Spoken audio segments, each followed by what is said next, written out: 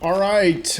Good morning, good afternoon, good evening, wherever you are in the world. Welcome. My name is Ben Sturdivant. I am the Chief Marketing Officer with Elite CEOs, co-founder of Elite 360. And we are here today. We're going to talk about 6 key characteristics of an entrepreneur. This could also be more of kind of a mindset type of thing, your 6 key mindsets you need to have if you're going to be a successful entrepreneur.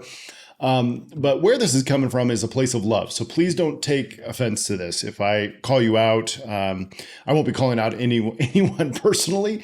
But I've been in the marketing business, had my own business for many years, and I've been through it. I've been through the emotional ups and downs. I've worked with thousands and thousands, tens of thousands of clients and customers over the years. Been a part of Elite CEOs since 2019. Tanner and I just had our 4-year anniversary together. He didn't even get me anything. I'm a little bummed by that. No flowers, no candy, nothing. Start to take the old Ben for granted. No, I'm just kidding.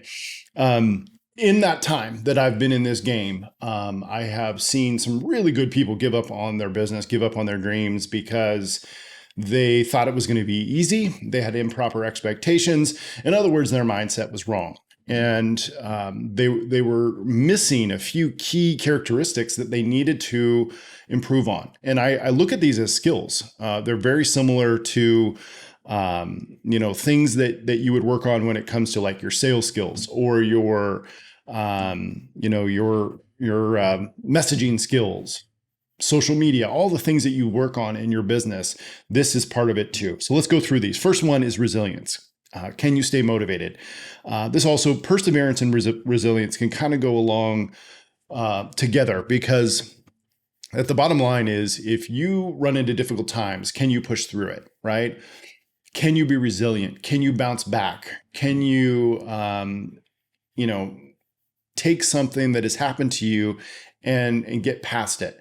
And there was something that I used to talk about a long, long time ago, and I would focus a lot on with clients, and that was your why. You really need to understand your why, but it's bigger than that. It's internal, intrinsic motivation. What is it? And this is my key to you, my tip to become resilient, to be able to persevere. You need to identify something that is going to push you to build your business even when you don't want to, because that's the secret. That's the secret to becoming a successful entrepreneur. Is there are going to be days when you don't even want to get out of bed. You're going to have people, clients that you invested so much time and energy into, not just to get them to work with you, but to help them be successful. And then they default on their payment, or they do a clawback, or they do they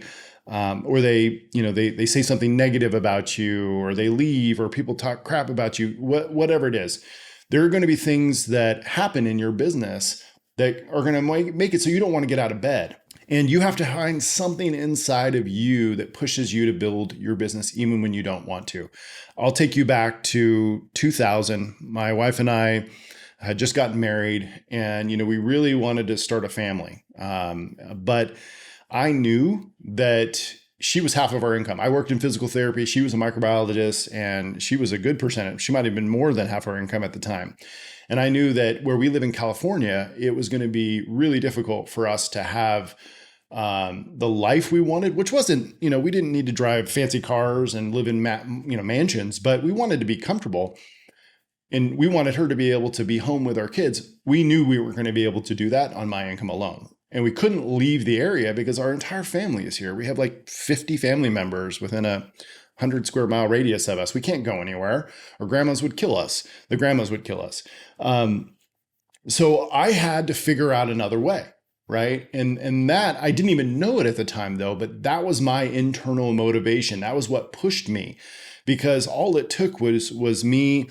Once my son was born in 2003, coming, because I was still working in physical therapy then, I'd come home and I'd see her, and she didn't want to go back to work, but she had to, right? And that's what pushed me, right? It wasn't that I wanted to build my business. I actually liked working in physical therapy a hell of a lot more than I liked marketing and building, a business. But the business was an avenue. It was a vehicle that I was going to use to get us to a certain place. And it was necessary. And I didn't even realize it at the time, but that's what it was, is I had something internally pushing me to do it. So you've got to identify that. That's what's going to help you develop those skill sets, or the characteristic of resilience and perseverance. It's what's going to help you push through. It's going to help you move past those bumps and those hurdles, because there's going to be times when you run into them. Okay. The third one is emotional intelligence. And for those of you who are a little bit younger, who maybe haven't been around a lot, or maybe grew up in a little bit more of a sheltered upbringing, this is going to be a challenge for you. These people tend to have a really difficult time working with other people effectively. How can I say this in a nice way? They tend to kind of be an a-hole, right? A lot. They tend to push a lot of people away. And because they're emotionally stunted, they just haven't developed those skills yet. And it's something that you need to do. It's something that you need to work on. And the way that you work on it is by listening, by listening to lots of different types of people, experiencing lots of different types of people, learning empathy, which empathy is, it's not feeling sorry for people. It's being able to put yourself in other people's shoes and understand what situations that they're in. And what this is going to help you do is going to help you become a better leader. It's going to help you with sales. It's going to help you with all aspects of your business. And it's really something that you have to understand. Basically ask yourself, do you find yourself turning people off a lot? And you have this attitude, well, I don't care. I just want to work with, the winners. I don't care about everybody else. If you have that mindset, it's going to be really, really hard for you to have a fulfilled life, because you might make money, but you're not going to have a lot of relationships long term. And it's something that you really need to invest some time in.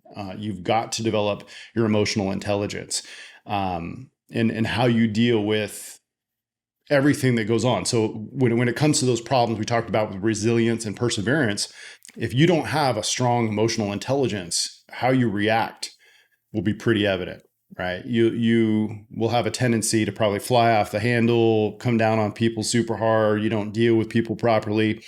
The good news is it's fixable, right? You just need to invest a little bit of time into some coaching and that could just be, reading and educating yourself and learning about history and talking to mentors and talking to people about their experiences and their challenges, and learn from your own mistakes. That's where a lot of empathy comes from, is your own personal experiences. And so the more you can kind of draw on those things. That's why it tends to happen when you're younger. I went through it too. I used to be the kind of person where if I had a client or a customer, who didn't have a good experience, I would argue with them. I'd always have to get the last word in. It was, and it's still something that it's still something I deal with, and I'm 45, right? But I've learned now, what's the point?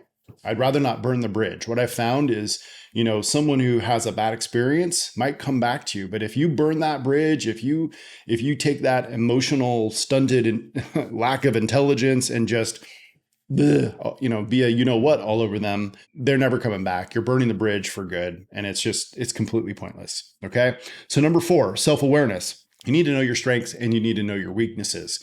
This is where you kind of let your ego go. Let it go. You don't have to be everything. You need to understand, as a CEO of your business, you need to understand everything. That doesn't necessarily mean you need to be great at it. You just need to be able to manage it. And knowing where your weaknesses are so that you can fill them is a great characteristic to have as a successful entrepreneur, because if you try to do everything yourself and you're so bad at it that it frustrates you, it's going to be hard because you're going to be holding yourself back. So sometimes it's good to understand your weaknesses. Now, let me be very clear. Laziness is very different than not being good at something and trying to fill that void. Just because you don't want to do something doesn't mean you're in a position where you should replace yourself, right? I see this a lot with people in our industry when it comes to lead generation. They don't want to take the time to master messaging. They want to just go hire it out, but then they can't manage it because they don't know what's going on. They don't understand it. Big mistake. Okay. Take the time to learn. So be, self-aware in the fact that, okay, I can do that. I maybe don't want to, but I need to so that I can be an effective leader for my team. All right. So that's number 4. Number 5 is risk tolerance. Growing a business takes risk, whether that's investing financially into coaching, advertising, expanding, trying new things, pivoting. We have pivoted multiple times over the last 4 years. We're pivoting again in our business. That's where a lot of our divisions have come from in our company. It's part of it. And that's one of the things I've always loved about Tanner is he's not afraid to try. He's not afraid to spend some money. He's not afraid to spend some time. Does he love it? No, no one does, but he tolerates it. And I think that's really important. From an entrepreneur standpoint, risk tolerance is really, really important. Number 6 is probably one of the biggest characteristics as an entrepreneur that you need to adopt and understand, and that is being a problem solver. Problem solving is a lost art. I don't know what happened. Seems to be an entire, well, I'm not going to say it's just, there's a couple of generations, like on one side of my generation and on the other side, like my parents' generation, and then the generation that came after mine. There's an entire generation of people that are just like, one just doesn't know how to do it because they're older. These are the frustrating phone calls when I'm trying to walk my mom through doing something technical, like with her laptop or something, right? But then there's this other generation that seems to have come along that, and maybe it's the internet, because, you guys didn't have, we didn't have the internet. Like if we wanted to figure something out, we had to figure it out. Like we had to go, we learned to problem solve. You guys who grew up in the Google generation, you've got answers at your fingertips. So we've kind of created this generation of people who right now are in their 20s to late 30s, that everybody in between. And I'm not putting everyone in that box. I understand some of you are good problem solvers, but there seems to be a lot that I have seen that are just not, they don't want to take the time to diagnose a problem. They just want someone to give them the answer to it. And that's dangerous, because that's not realistic in your business, especially if you're a solopreneur.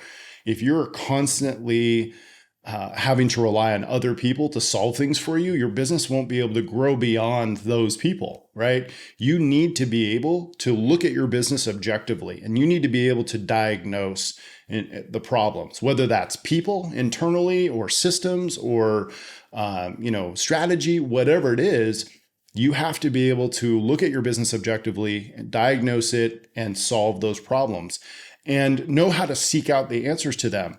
That doesn't mean just going into a Facebook group and saying, hey, how do I do this? Right? You can ask that, but you should also learn why and the how and the what to do's and all the stuff that goes into it. If you have a team of people, if you're constantly going to those people and you're saying, hey, where is this? How do I find this? Where is this? How do I do this? And you don't know those things, that's not a good sign.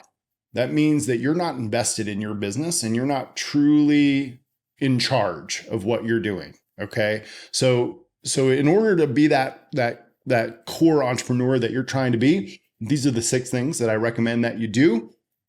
If you have more, I'd love to hear them. Let me know down below in the comments, or if you have questions or need some clarity on anything that I went over, feel free to drop them in down below in the comments, and I'll be happy to go over those with you. But that's what I have for you today. 6 key characteristics of an entrepreneur, a successful entrepreneur.